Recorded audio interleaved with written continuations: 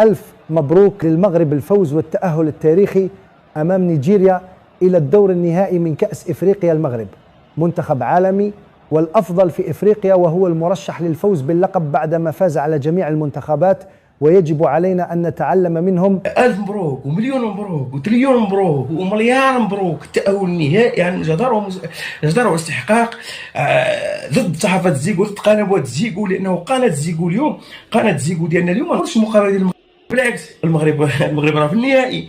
يعني تخيل قناة زيكو ما نقولش يوم مقابلة وحتى النهائي ما تنقلوش، ولكن المغرب يدي الأرقام، المغرب يفوز بالأرقام. تنقلوا ما تنقلوش، المغرب كاين، المغرب كاين فوق الميدان.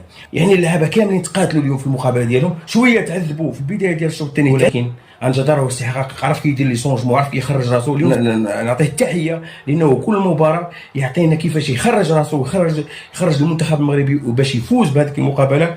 يعني اليوم فاز هو بالطريقه ديالو، سيرتو في الشوط الثاني في التدبير ديالها، في لي سونجمون ديالها، يعني عطى حلول وهما اللي نجحوك وخلاوك اليوم تفوز.